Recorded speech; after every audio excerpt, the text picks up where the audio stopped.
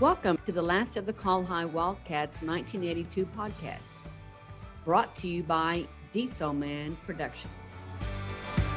I know even Moses, Moses, when God told Moses to go lead those people out of Egypt, and Moses is like, I stutter. I have a speech impediment. I'm not going to go in front of the president of the United States and act like I'm somebody I'm not, What's everybody going to, so here you go. So what's everybody going to say? What's everybody going to think when I get up there and start trying to get through a sentence and I can't? So, he gave him Aaron. I think it was Aaron. Brother Aaron had to do the talking. So he had to do the talking. And but you think of any great thing that ever happened, and it doesn't come without pain. It doesn't come without effort, flexing your muscles, and just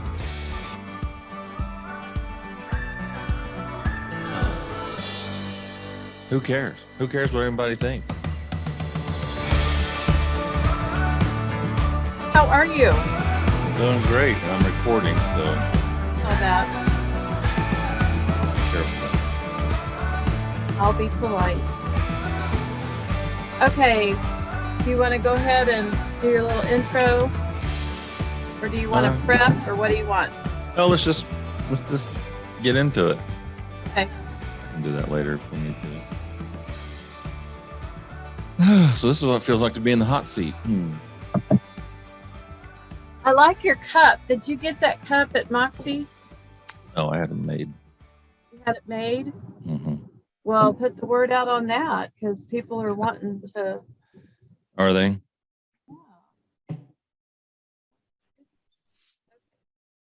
Hey, thanks for doing this.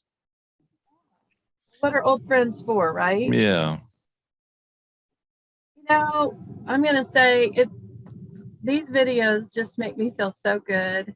I love watching all of them, and it brings back all those good memories. Yeah, we had our teenage angst, but it's just like you can step back for a moment and just have those good feelings about all the fun times. So I'm going to share my weaving of my story with my memory of you.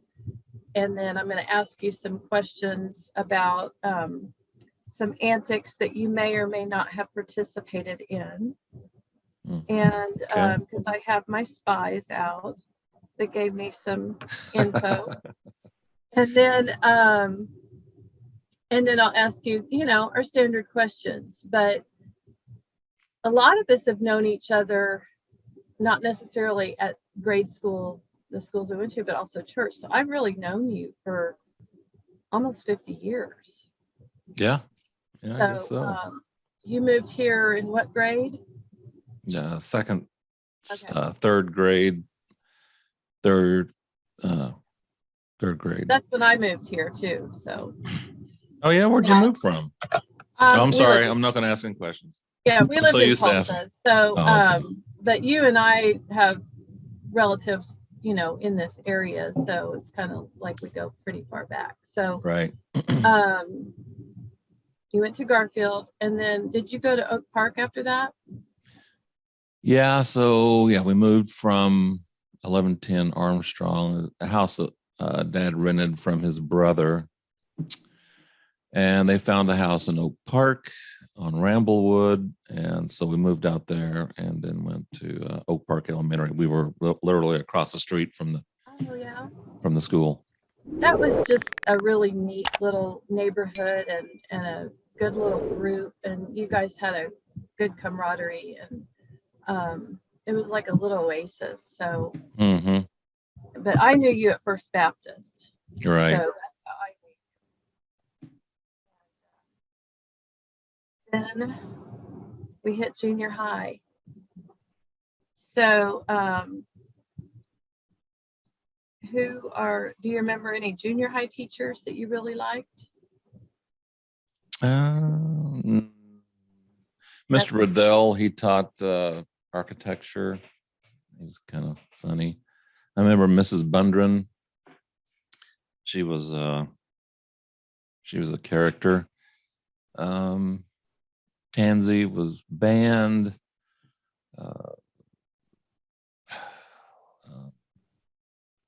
That was when you played trumpet, right? Right. Okay.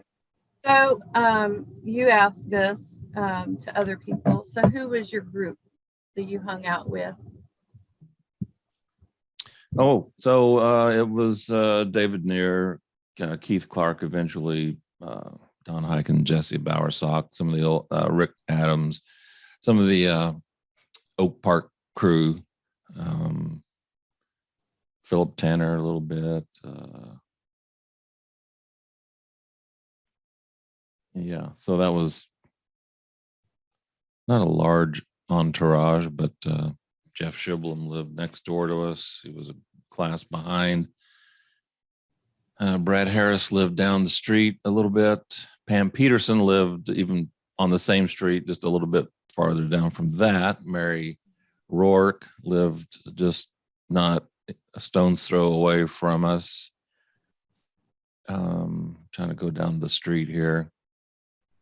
And so it was yeah, we had a lot of good friends. Always somebody to hang out with. Yeah, we didn't really hang out with Pam Peterson or Mary Rourke. They did have a few parties over at Mary's house that we went to, but for the most part, it was the crew I just mentioned, and junior high. Yeah. Okay, and then you hit high school. So did you start driving to school, and what did you drive? So yeah, let's see. So I 3 cars. I drove mom and dad's estates. What was that station wagon? The Country Estates station wagon. Huge car. Had a Craco radio in it. We thought was really cool. And then I drove a Ford Courier, which they don't make anymore. And then sometimes I drove my aunt's Cadillac Sedan DeVille to school.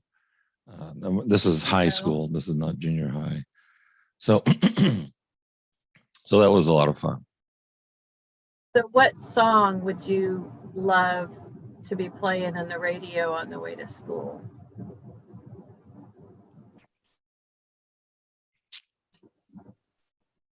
.38 Special. Hold On Loosely, or Hold On Easy, or Hold On something. Anything Journey, anything Boston. Anything. Yeah, that's about. I think Boston was the one that you didn't want to turn off the car until the song was over. Yeah, that was your driveway moment. Yeah. Yeah. So, 38 Special.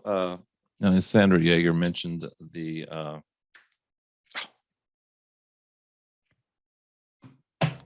I've been taking notes on all these songs, just FYI to everybody.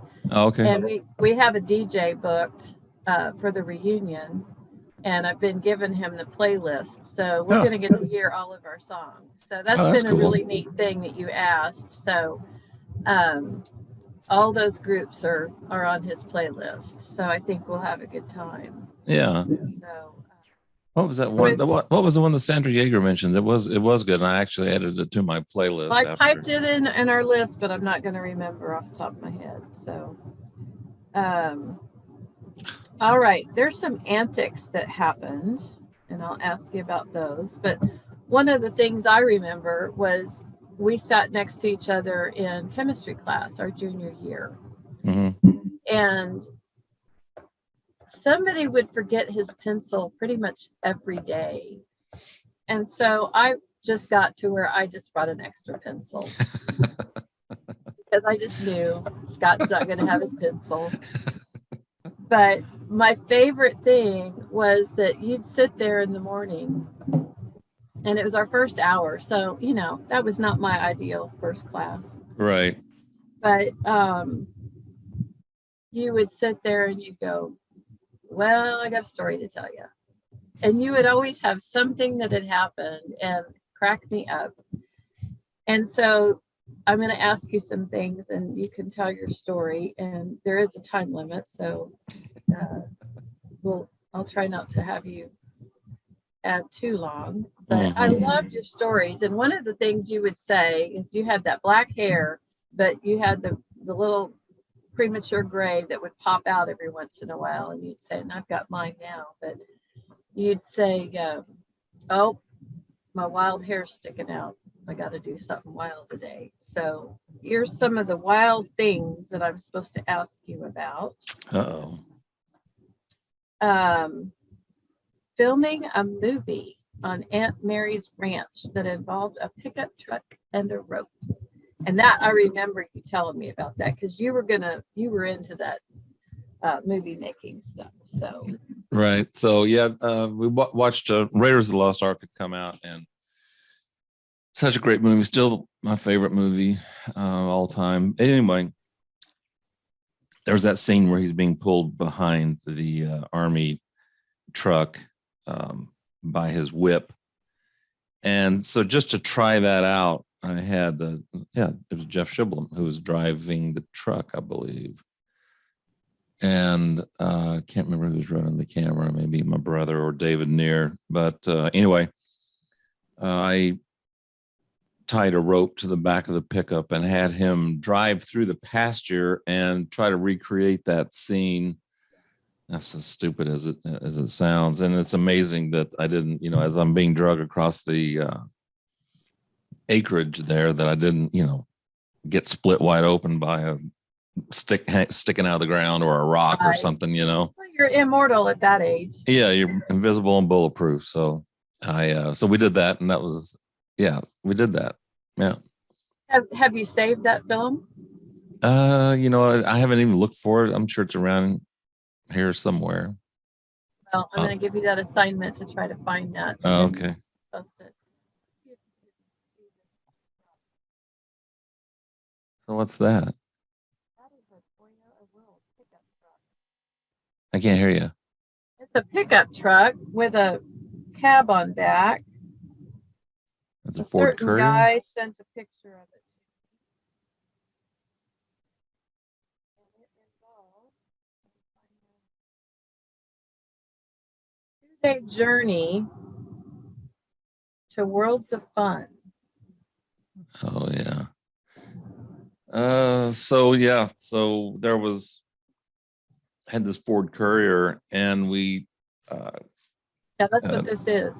Yeah, there were, and of course, no way I would let kids. 2 in front and 3 in the back. 2 in front, 3 in the back, and we drove all the way to Kansas City like that. David Neer and I and my brother Dan and Doug Penley, Keith Clark, I think. And we went up to Doug Penley. I forgot to mention Doug earlier. We went up to Worlds of Fun, came back, and it was a great time. A lot of fun. Thing about sneaking into a motel room. Oh yeah, so Keith probably knows that better than I do, but there. The motel room, checking in 2 people, and but we had the rest of them out in the car, hiding. And didn't have to pay the extra funds. Didn't have the funds or have to pay for another hotel room. We didn't care. Everybody just sleep on the floor, whatever. But anyway, so we had to, I don't know, Keith can tell that story better than I can, but something about they were suspicious of us or something, here's high school 3 kids. 18-year-olds, a 17-year-old, and a 15-year-old. Yeah, my brother, Dan. They were not happy the hotel was not happy about it. Yeah, that's so long ago, but I don't know what we were thinking or what we thought we were going to get away with. We didn't do anything, wasn't anything crazy, but we just hadn't thought it through, of course, And then those rules, how dare you? That was about as wild as we got back then. Yeah. It's pretty tame in high school for me. Did you take anybody to prom? Linda Yelkin. Yep.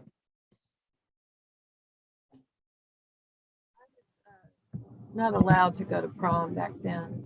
You weren't?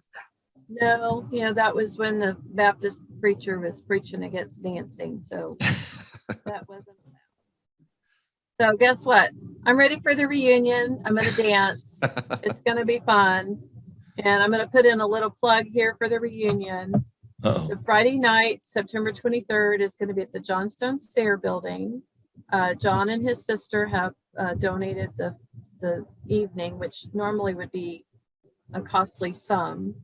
And we've been having fun planning it, the group on the reunion committee. And you're welcome to join on the committee, anybody on Zoom, because we have people that are not here that are handling it. But we're going to have a couple of signature drinks that are going to be for the Wildcats. And we're going to have the playlist, and we're going to have a photographer. And it's all going to be black and gold. It's going to be fun. And then Saturday morning is going to be the tours of Col-Hi and Central, because Central has been completely refurbished and added on to. And then Saturday evening, we're going to be different, and we're going to join in the fun at the Willow Rock Cow Thieves and Outlaws reunion. So it's going to be out there, and we just get to party out there. And then Sunday morning is a memorial service that will be held at Hopestone. And that is what Jennifer Williams' legacy left us with. And so upstairs, they're letting us have that room so people can tour Hopestone. And then we'll have a memorial service. And if you are interested in helping with that, you can contact me on Facebook. I'm kind of spearheading that. And not to forget, there's also a golf sign up that we're starting on that Saturday. And it might be to where, I don't know if it's choose the tour or golf, but there's some people that want to meet up for golf at Adams Golf Club. So that should be fun. But I hope you guys come. I mean, Scott has created this wonderful memory box for us, and it makes me want to see everybody. So it was all your idea. So you're the well, because I know instigator. you, and you've always been Mr. AV. There's a picture in the yearbook of you with your AV club. I mean, that was your thing. And didn't you do that in school? Wasn't that in college? some of your Yeah. Mm-hmm. Yep. So go back to weaving our stories. You went to more than one college. Yeah. Right? So, yep. After high school, went to KU right out of, as soon as we graduated summer, and then went to KU, roomed with Don Hyken. There was, I just interviewed Bond set, and you talked about going to different churches. James Bond. Yeah. And Billy Winter, I think. Oh, okay. Stevens. What's the last name? Stevens. Anyway, several others, and so that was great. KU was great. You know, Kansas is flat. Everybody knows Kansas is flat, but KU is as hilly as anything, and you have to either go up a stair or down a stair to get anywhere. So that was kind of weird. And so KU, that was a lot of fun. I was a film production there, and went there 1 year. Okay. Well, you came over to my house that spring break. We had some of us that I went to Arkansas, and you were at KU, and some other people, and we all had this weird spring break that was different from all the OSU people. So I invited everybody over for a St. Patrick's Day potato dinner, spud supper. And is that what it was? Yeah, and you brought green sour cream. I've always remembered that. So, but cream. It was just that was David and his date, and then Brad Simmons was there, was he? That was So that was another dinner. So that was entertaining out at my parents' house when they lived out in the country. But yeah, that was a memory I had. And, we always laughed. I always remember just anytime Scott Townsend was around, we were always laughing. So tell us about, there's a time in there, you left KU but you also went to Walt Disney. Yeah. So I went to OSU and finished off at OSU the year before I graduated. And really the only thing I remember any professor saying at Oklahoma State was, "Oh, and by the way, Disney's going to be on campus to interview those of you who might want to do an internship there." And man, because I'd always wanted to work at the Disney company. So I got books at the library, which weren't many. And I knew a lot already because I had always studied it. And, I was totally enamored by animation. Pre-Google search. You had to go to the library Google. And look in the card catalog. Yeah. The Dewey Decimal System and get check out the books, which I think that whole system, I still love it. But anyway, so I did some last minute studying, although like I said, I was pretty well sure of what I knew. And Rick Neely, I have that letter around here somewhere. I thought I had it hidden. I wonder where that is. Anyway, I still have it. Rick Neely interviewed me, and then I got a letter, acceptance letter in the mail. I mean, I was checking it the day after they left. Expecting, a letter. And I was living out at Squires Landing in Stillwater. And my roommate then was Ray Valentine. And I got the letter and got accepted. So flew down to Orlando. I didn't take my car. We were the first class to stay at Vista Way, and it was brand new apartments. I mean, you could still smell the new paint and carpet and all that stuff. So it was really cool. We had 6 roommates per apartment. So. Yeah, and they came fully stocked with silverware and plates and pans and stuff like that. You were living the life. We were living the life, and I didn't need a car because there was a grocery store. I can't remember the name of it, just right down the street. And then Disney would pick up the students at Vista Way every hour on the hour. I had this rotation, and you just get on the shuttle and go to work. And so, and then after work, you're hanging out at the pool or you're having a big party that night. And there was this cop there that was, he was a security guy and kind of looked like Otis from Andy Griffith. Mayberry. Yeah. And he was always trying to intimidate and be authoritative, but everybody there pretty much had his number and, little bit of Barney Fife in him. Yeah, and by the end of the summer, he knew everybody, and everybody knew him. And it was so funny too. So Vista Way was so new; they didn't have the mailbox system. They didn't have the mailroom set up yet, and so they had the mail. This pre-internet. The mail was in big cardboard boxes. Okay. So imagine all these students, hundreds and hundreds of students trying to rifle through an unalphabetized list of mail. So I told the managers of Vista Way, I said, "Hey, look, if you'll give me the mail like an hour before you release it, I'll alphabetize it."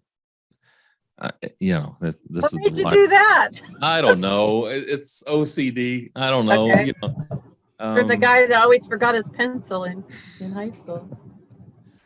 So I would alphabetize the letters, and then it speeded up the process. It was more efficient. People could find their letters faster, and So I think I think we were breaking the law actually, because I don't think people outside the post office are supposed to be handling mail. But don't tell anybody.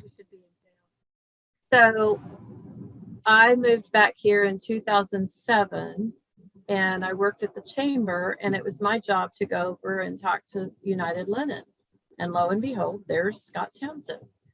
And your favorite phrase, what I would say, I'd say, what do you do here? Do you remember what you'd always say? Keeping people happy, making dreams come true. That was your phrase all the time. And so that was kind of your carryover from Disney, wasn't it? Oh, I don't, it sounds like something you would hear there, but they didn't say that. I just Said that every day, keeping people happy, making dreams come true. And making I dreams thought that's come a true. great attitude. You're still doing it, aren't you, Scott? Still trying to do it. Just it's sometimes it works and sometimes it doesn't. It'd kill an ordinary man, but yeah. I'm always laughing when I see Always you. laughing. So, yeah, you put in my yearbook that I was the cheeriest person that sat next to you. I thought, well, it's because you're always cracking stories that made me laugh. I wrote There's that? some, yeah. Huh. Yeah. Who knows what we wrote in each other's books? We're trying to be clever or Cool. Yeah. Pithy. And we probably got the yearbooks that morning. So apparently you proposed to another girl and made a video at Sooner Park. Yeah. And Keith says he's not sure exactly what happened, but the wedding never happened. So there's evidence that you thought you'd do the romantic gesture and film it. And that was a big deal. Now we just stick up our phone and right. You had to really think about it. So yeah, I mean, there was, I told the story before, and my wife hates it when I bring it up, so I'll just be real quick. And while I was at Disney, there was this girl sitting next to me, and so anyway, we kind of started noticing each other, and so we started going out, and it was great, and had a good time, and so she moved back to Louisiana, to Hammond, and that's why had the Grease summer romance thing. Yeah. With Danny and Sandy. Yeah.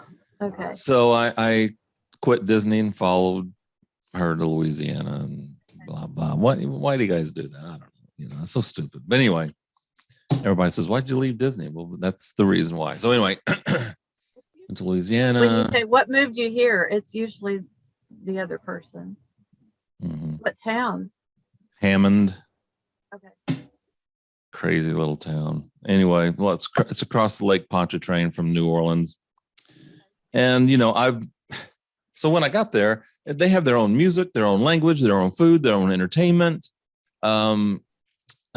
It's just it's a foreign country, and they have their own language, and they didn't have subtitles like when you watch Swamp People. You have to read the subtitles. So that was really weird. And that didn't last too long, thank goodness. And I came back to Tulsa, and things just fell apart. And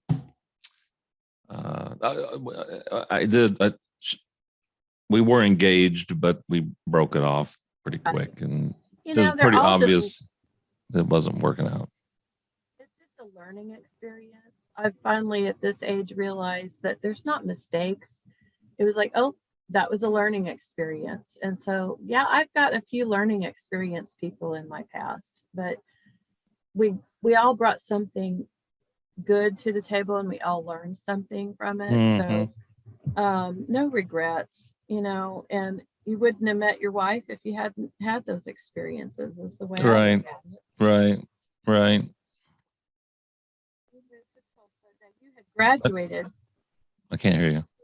Graduated by then? Yeah. Okay. And so you had your degree and journalism, yeah. Yeah. And so you're going to make the big bucks after that, right? Yeah. I don't think anybody goes into journalism thinking they're going to make big bucks. No kidding. Yeah, I think Brett Thomason can attest to that, since he left that field as well. And I was going to be a big interior designer, and here I am living in an RV. So go figure. Which I think is pretty cool, actually. Yeah. If you're going to have a midlife crisis, you can sell your house, buy a motorhome, and go to nursing school and live on $10,000 for a year. It's all good. So, let's see. It's been 40 years. You were near the end of the list in the alphabet, so you had plenty of time to get ready to go walk across the stage at graduation in Adam's gym. And so what would you tell that 18-year-old Scott Townsend? I would tell him, don't worry about what other people think of you. Don't worry about what other people are thinking, because number one, they're probably not thinking about you. And number two, if they are, it doesn't matter, because I mean, of the one or two that might be thinking about you or thinking you're either that's really great or that's really dumb, what he's doing, it doesn't matter. You got to do your own thing. And are you going to let people that have no, I mean, they're doing their own thing. They're supposed to be doing their own thing. We're all supposed to be doing our own thing. I think that's why it's cool that you're living in a mobile home. That's your own thing. And who cares what other people think? That's your deal. And so I spent way too much time over the last 40 years worrying about what other people think, which is absolutely stupid, because you can't control what other people think. You don't even know what they're thinking. And to waste all that, they're thinking about themselves. They're not even thinking about you half the time. My brother one time said, what was it? He was the same way. And I said, quit worrying about what you think I'm thinking about. Quit worrying about what I think about what you're doing. I said, if you knew how little I think about you, you'd be amazed. Not that I don't think any about him, but I don't spend a lot of time thinking about, anybody. And if I do, that's my problem. I've come to my favorite phrase these days is, it's not my monkey, it's not my circus. I'm just not going to take that on. It doesn't matter. And I'm not going to worry about it. I'm not going to think about it. I'm going to take care of what I need to be taken care of. And don't worry about what other people think. Do your thing, man. Do your thing, and be a rebel, take risks. Nothing great ever happens without, actually somebody doing something wild and crazy. You can look at anybody in history. They were all told that they were crazy, they were stupid, they were insane, they were, mentally whatever. Einstein, Steve Jobs, Walt Disney, Elon Musk, anybody that ever they did break out of the great. mold. Yeah. I know, even Moses, Moses, when God told Moses to go lead those people out of Egypt, and Moses is like, I stutter. I have a speech impediment. I'm not going to go in front of the president of the United States and act like I'm somebody I'm not. What's everybody going to, and then so here you go. So what's everybody going to say? What's everybody going to think when I get up there and start trying to get through a sentence and I can't? And so, he gave him Aaron. I think it was Aaron. And he was Brother Aaron had to do the talking. So he had to do the talking. And do you think of any great thing that ever happened? And it doesn't come without pain. It doesn't come without effort, flexing your muscles, and just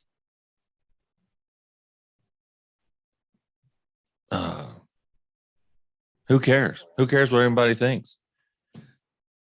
And it took you how long to figure that out? How many years have we all done that and gone, it would have been a lot easier, Too long. It's just only been recent that I've come to that conclusion. I think we all need to go to therapy. I think we all should have been in therapy. I should have been in therapy for the last 30 years at least, It would. I think this is therapy, doing these videos. It actually is. It actually is. It feels like it, kind of. It's like talk therapy. You kind of say it and then just let it go out there and think about it. We've all kind of realized it's just time to get over it and just not stress about this stuff. Right. We've all made mistakes. There's a lot of people that don't want to be interviewed, I think, because They're afraid of the mistakes that they've made. They're embarrassed, ashamed. Yeah. There's shame, there's embarrassment, there's You know what? regrets. Then join the party, because Yeah, it's just I've a big. my list is super long. So get over it, people. And the other thing is too, when everyone's talking about what they've been through, it really helps the others who are listening or watching, because there's none of us that have escaped. We all have scars. We talked about that before. We all have stories to tell. And you think you're the only one going through something when probably everybody else is going through it too, or has gone through it. Yeah. But you think you're the only one, and you become isolated, and you're, and you're down on yourself. And so you don't want to tell anybody, because it's this big secret. And that's what I hate, is the secret. Whatever a person's been through, I think what's worse is keeping it a secret. The secret is like the big lie. And It grows and grows when it's really only this big, and you've made it this huge thing, and everybody's like, okay. Yeah. At the 40th reunion, I hope that a lot of us realize that we were blessed to grow up in the era we did. The craziest things we did. Thank God maybe there wasn't Facebook and internet, but on the other hand, we didn't do anything that horrible. And some of us didn't. Whatever. So, we had fun. We made mistakes. We got our hearts broken. We repaired. We recovered. And then guess what? We've had more heartaches and more hardships, and we've overcome. And I think that this last of the Wildcats is a great group.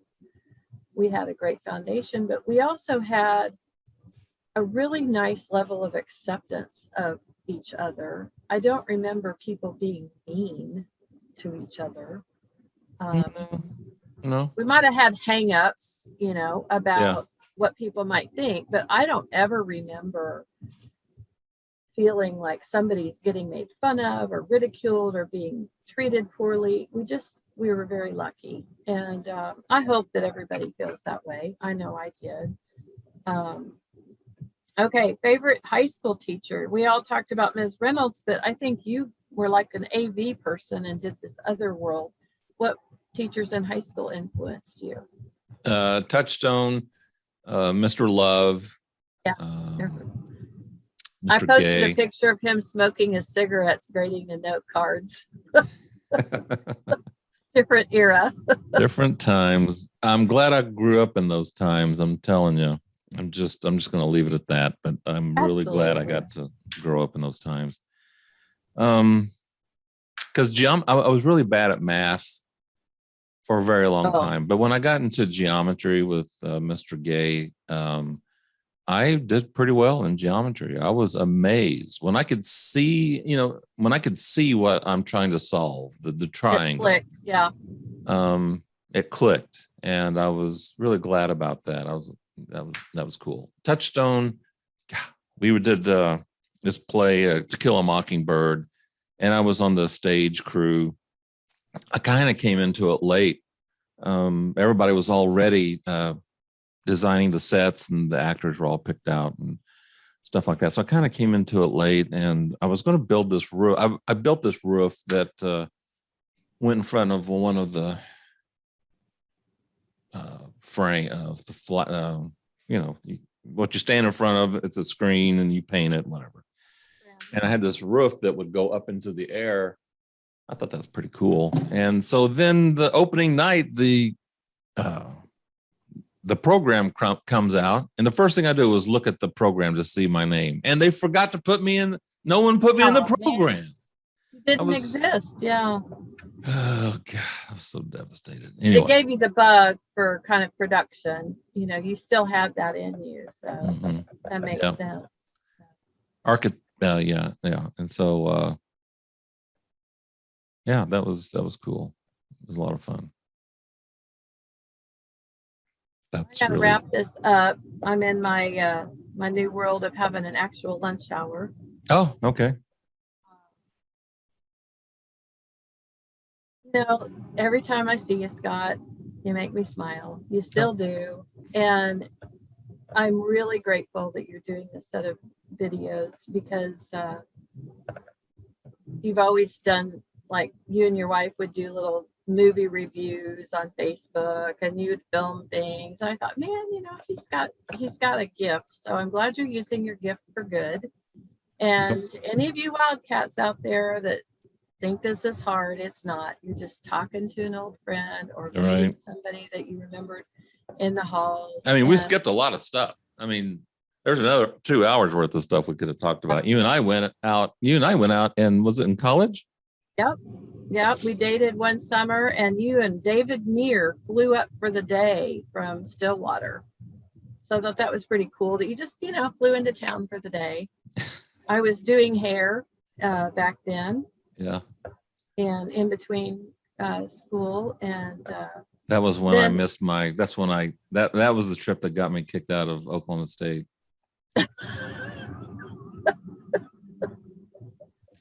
We all flew right, over. did you miss class? Yeah. No, I missed my finals. Oh So gosh. yeah, David's goes, hey, let's go do a cross country. And I was like, yeah, sure, whatever. You know, I'm always down for, you know, doing something wild and crazy. So we go to Arkansas. And then from Arkansas, we went up to KU, saw some friends up there. And then it started raining. And he's VFR, visual flight rules, instead of IFR, instrument flight rules. So we can't fly. So we're stuck there. And we are there for, I don't know, a day, 2 days, something like that. Well, anyway, the tests are being taken, you know, and I'm missing it. So we fly back to Stillwater and we're flying so low. I think I've told this story before. We were flying so low that I had the map out and I was telling him where the radio towers were because it was still cloudy and we had to fly below 500 feet at some, you know, at certain times. So that's how stupid that was. And then I finally made it back to Stillwater and everybody's like, where have you been? Because we didn't cell phones, you know, and nobody was really worried. But, you know, after a couple of days, somebody disappears and no one knows where I went or where I was. Anyway, so yeah, so OSU decided I needed to think about what I was doing. It was just so vital. But you know what? Would you have traded that kind of adventure? Hey, I still get to tell that story to this day, you know. It's worth exactly. it's worth it. That's a better memory than saying, yeah, we decided not to go so I could take my finals. And so you broke up with me. I didn't break up with you. I know. What were you thinking? Well, we were at different schools and yeah, that one bit me in the butt big time. I was probably I think I was partying too hard. I think that every date we had, we ended up at Mary Crow's house. And I just thought, you know, I don't know if this is a romance or if I'm just part of the family. So I loved your family. They're awesome. Yeah. And your dad was hilarious. Yeah. But I spent a lot of time in the kitchen doing dishes with your mom. Oh, I didn't. There was just a lot of, I think it was kind of around holidays, and that was, you know, we'd see each other during holidays because we went to different schools, and so it was just a lot of. Yeah, I was definitely preoccupied in college with having a good time and making sure that I squeezed every minute, that I had a good time every minute of every day. So it kind of clouded my. Now you did take me to visit this gentleman that was a booster for OSU, and he had some elderberry wine for us. And we went to you met. Oh, okay. Yeah, he was a booster for the OSU, football team. You know, we always had a pleasant time. It was just a lot of family gatherings. You know, every time I'd see you, we'd go visit a cousin or an aunt and uncle. It was like, because you were trying to cram it all in, let everybody meet everybody. So, but you know, you would never have met your wife, so it was a good thing. It's a good thing. I met. Owes me one. I met Celeste at Victory Church in Tulsa. She was fine, engaged. Oh, Yeah, and so she had this big rock on her hand, and she was sitting on the front row, and she was all dialed in. I was dating this other girl, Jill, and so I, over time, I noticed at one point that the ring was no longer on her finger, and the guy that was sitting next to her, they didn't look like they were having a good time. And then pretty soon, a couple of weeks later, somebody's sitting in the middle of them, in between them.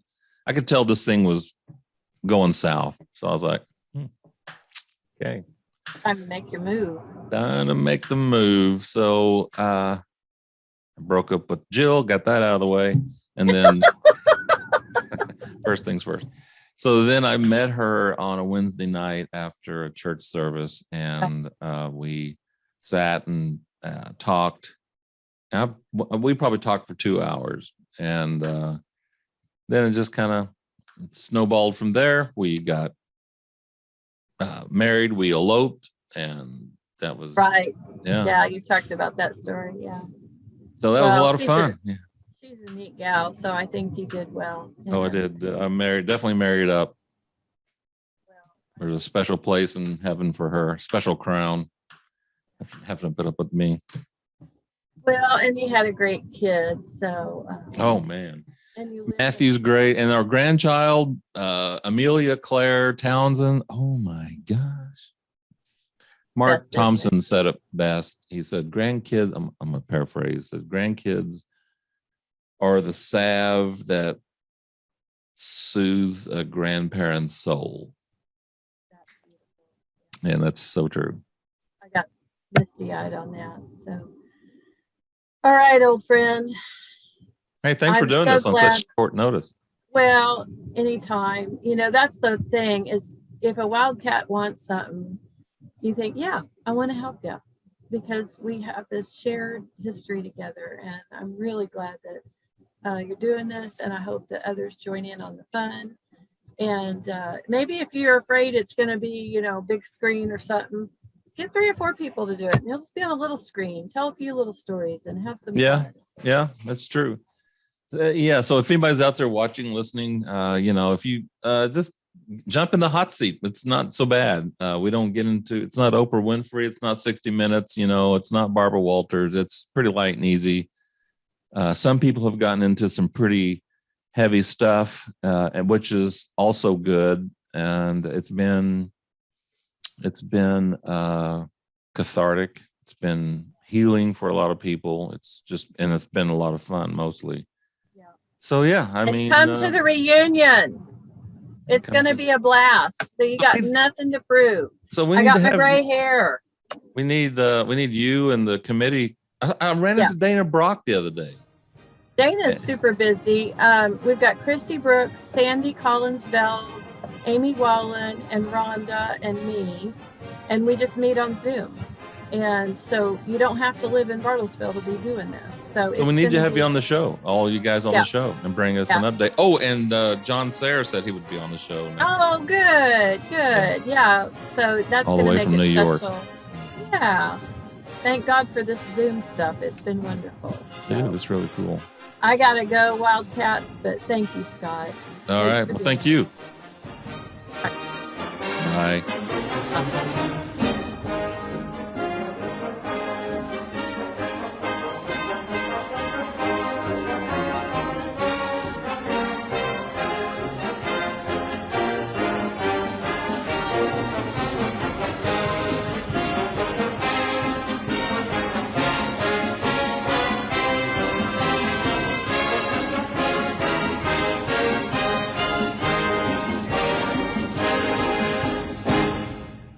The Last of the Col-Hi Wildcats 1982 podcast is a Diesel Man production. Visit the Last of the Col-Hi Wildcats 1982 YouTube channel, listen on Apple Podcasts, or wherever you listen to your favorite shows. This podcast is made possible by our Patreon members, Butch Boland, Ben Townsend, Mark Thompson, Glenn Goodrich, Sandra Yeager, and Christy Brooks. And by The generous donations made via the GoFundMe campaign